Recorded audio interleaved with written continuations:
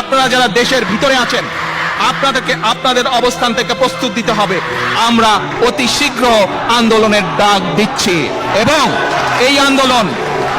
আন্দোলন সেই আন্দোলন হবে যেই আন্দোলনে নারী, পুরুষ,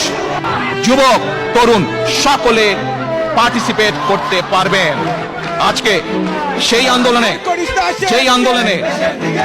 সম্ভব হবে একমাত্র সেই দেশটিকে গড়ে তোলা, যেই দেশের আকাঙ্ক্ষা, যেই দেশের স্বপ্ন, যেই দেশের চেতনা আমার যুব সমাজের, আমার তরুণ ভাই বোনদের মনে চেতনায় যেই বাংলাদেশকে তারা কল্পনা করে। আজকে বক্তব্যের শেষে এসে আমি আবার সেই স্লোগান দিয়ে শেষ করতে চাই যে এই স্লোগানটি হবে সমগ্র বাংলাদেশের আগামী দিনের যারা ভবিষ্যৎ, অর্থাৎ আজকের যুব সমাজ এবং আজকে যে তরুণ সমাজ আছে, নতুন প্রজন্ম আছে, তোমাদেরকে উৎসর্গ করে তোমাদের সকলের জন্য, তোমরা বাংলাদেশের ভবিষ্যৎ, তোমাদের সকল